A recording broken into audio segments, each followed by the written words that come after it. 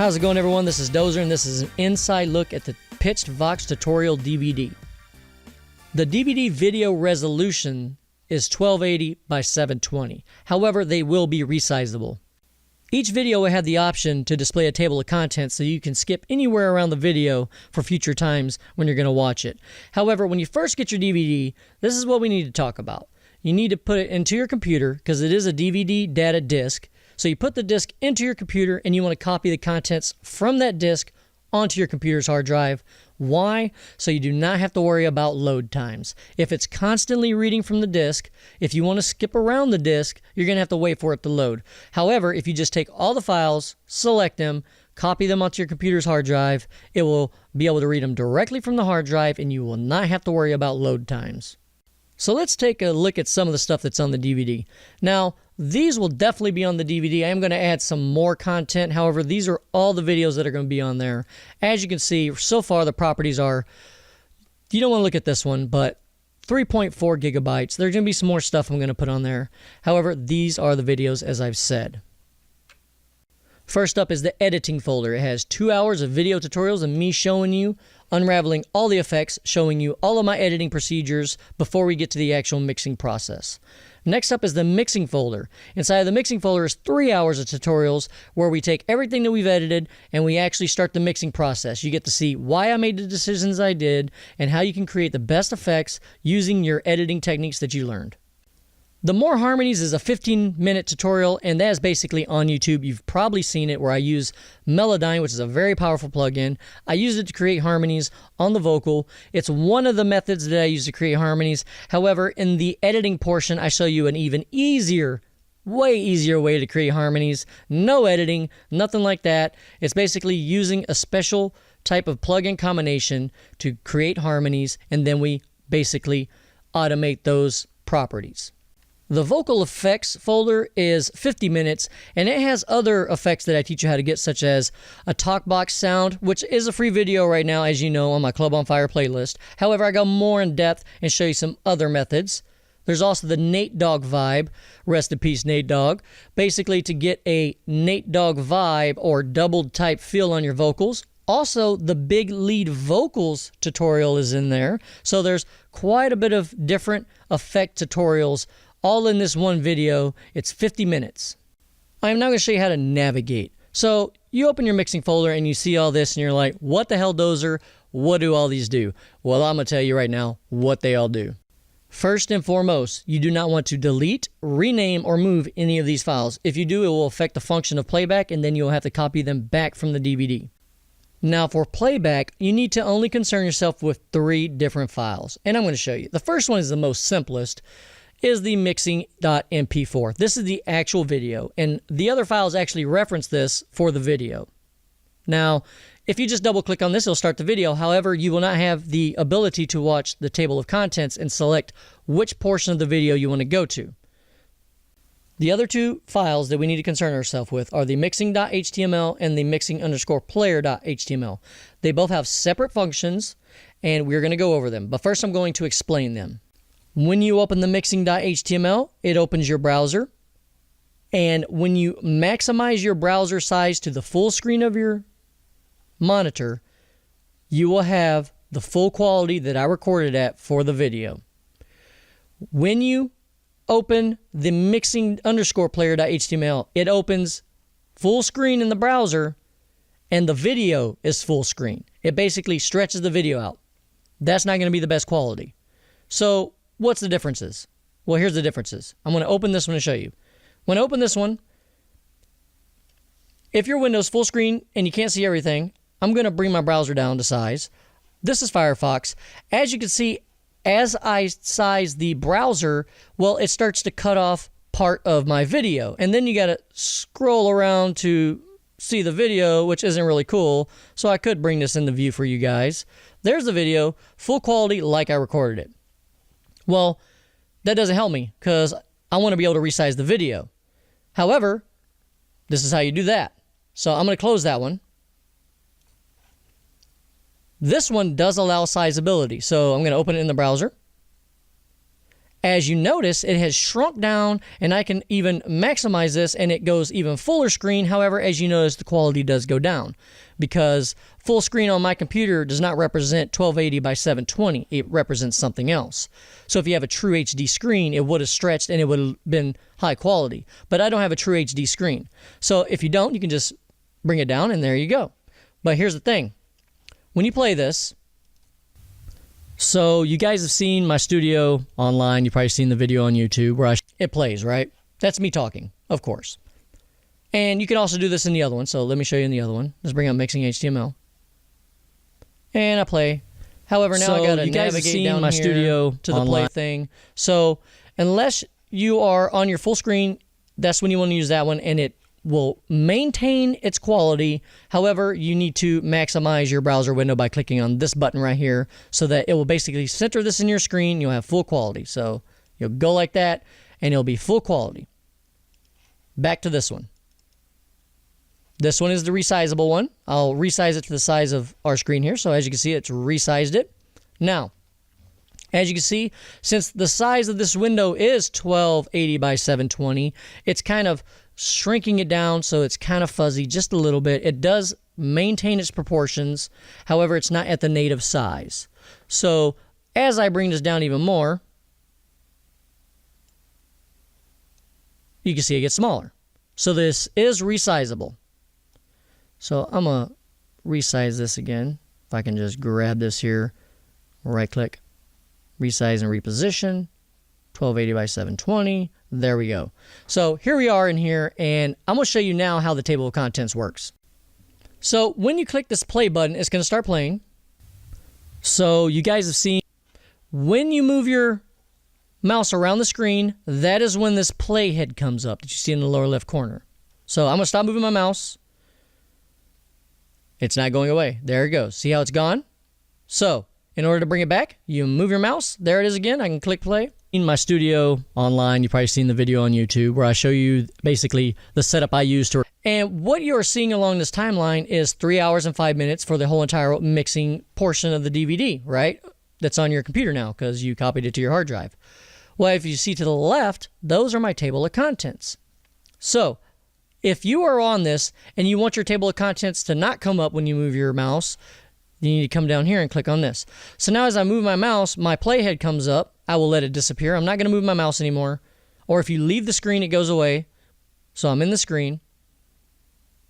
If I wait a little bit and I'm watching the video, I'm not moving my mouse, it goes away. If ever I move my mouse, there it is. I can click play. Record this song. There it goes. Now, if ever I want to see my table of contents, I click on this. Boom, out flies my table of contents. You can skip to any part of the video by clicking on any of these. As you can see, we got introduction, mixtape mixing, pre-mixing, special plugin walkthrough, gain staging, basic stuff, de-essing, all the stuff I go over, ad-libs, live mixing, other verses, sing rap, where I go over everything, how I mixed it, all kinds of stuff, all kinds of cool stuff that's on there, okay? Now, you can skip to any one you want, and when you do, it skips directly to that part.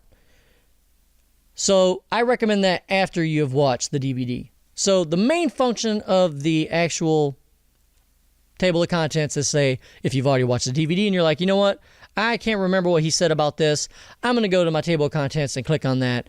So I've given you that functionality. It's pretty awesome. So there's that.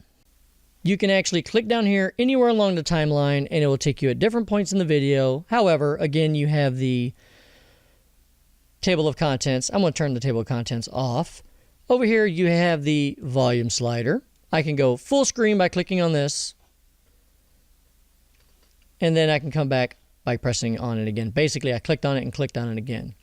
So that's what you get. That's the player. You can always bring your table of contents back out. You can always move around. And then if you take your mouse out of the screen, so I'm going to get out of the video window, and it goes away instantly. So if you don't want to wait, you can just take your mouse, move it off, and boom, everything disappears. Whenever you're ready to do some more moving around and navigating, you bring it down and you restart your navigation. Right here is the time in and the time total. So the time in is very important if you're watching the video and let's say you gotta leave and go somewhere. Well, you can just write down I was in the mixing portion of the tutorials and I was at 5 minutes and 7 seconds. Then you can always directly click and go back to that location, and you're good to go. Of course, you can double click on your MP4 and it's going to open it. However, you will not have a table of contents. So you could just use the time indicator to remember where you were. So if I double click here and if I maximize you guys have seen my studio. If I maximize it, it maximizes and maintains full quality. If I go to full screen, it is going to stretch it on my computer. On yours, it might not. And then if I click this minimize, I can actually resize the actual tutorial however size I want, as you can see here, all the way down, keep going, get smaller and smaller. So MP4 also is a good option. However, you will not have the table of contents. Another option you have with MP4 is right-clicking and saying open with QuickTime Player, and it will open it in QuickTime at full screen, the size it's supposed to be. So you guys have seen my studio online. Full quality, all the way that you need to have, exact same way I recorded it with QuickTime Player. You can, of course, increase the size of the QuickTime Player, but as you can see, it does start to make it a little bit more fuzzy because it's not the exact resolution that I recorded it at, but it does constrain its proportions. So you can still see everything, it's still good quality. So you can also use that. Now, these other files, you know, if you don't understand them, I wouldn't even mess with them. They're really, you don't need to concern yourself with them. They just help the operation of these two right here. Okay, that's what they do. In order for you to use these two, you got to have the other files. So, Dozer, which one do you want us to use? Well, if you aren't worried about having a table of contents, double-click on this one, maximize the Windows Media Player, or if you just open it up in QuickTime, it automatically comes to full quality. You don't have to worry about quality issues or anything, and it's fully resizable. If you want a table of contents, if you open this one, it's going to maximize, and if you maximize your browser, it will constrain the proportions and it will be at full quality. However, it's not resizable. Once you start to resize it, it's going to start chopping off parts of the video.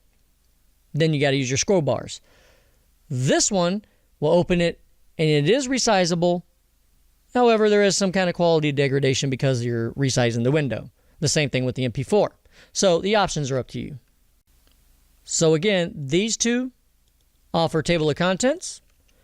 MP4 does not offer a table of contents. Whenever you're ready to move on to another tutorial, just close down the window, whatever you're watching it in, leave this folder, say, you know what, I want to go watch the more harmonies. Well, maybe not because I've already seen it on YouTube. Vocal effects, you open this, you double click on either the Vocal HTML, the Vocal Effects Player HTML, or the Vocal Effects.mp4. Now check this out. You can open up your mixing tutorial, blam, minimize it, go to your other one, editing, double click on that one, blam, and now look, I have them in tabs. Each one has its own.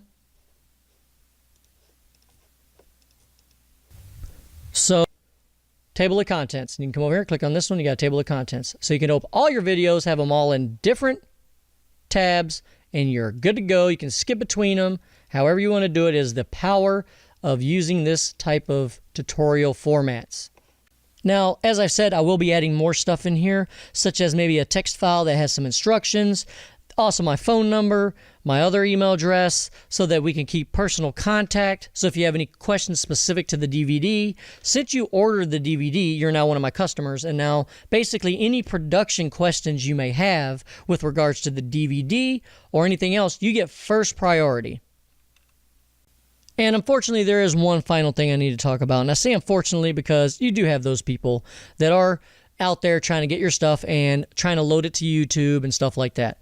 First and foremost, I use Content ID, which is a YouTube function, and it basically, if you upload any of these videos, I will get a notification and I will be able to find out who did it. How am I going to find out who did it? Simple. I have a technique that I use because I do not work on a very big widespread label. I actually mix down per customer the whole tutorial video. The reason why is if you look up here in this upper left corner or a lot of my newer videos on YouTube where it says Dozer Beats at Yahoo, it's called a watermark. And basically the same idea, the same concept. When you make an order from me, what happens is you are all assigned your own code. So let's say the first person that orders this DVD is assigned a code. Let's say 1. Okay, or maybe a letter combination. I take that letter combination that has all of your information, your address, your purchase info, your PayPal account, all this stuff, and basically I embed that code, let's say 1E. I embed that code in my video somewhere, kind of like this Dozer Beats at Yahoo. However, you'll never find it if you're trying to look for it, so don't even worry about it. It's so small. However, I'm able to grab the video and I can basically bring the video into my video editor, and using some contrast methods, because you have to use contrast and some other stuff with your video screen and also some other editing functions with inside of a video editor in order to reveal this code. It's video editing type stuff. Like I said, don't be concerned about it, and you shouldn't even be worried about it. It's just, I'm trying to protect my content, and I'm also, it's not really about protecting my content. It's protecting other people. I care about my customers, what they've done. What they've done is they have purchased it. It's not fair for those who have not purchased it to know all the stuff that they know, because if everybody knows about it, everybody's going to be trying to find out the same, trying to sound the same. So there you go. That's pretty much what's on the DVD.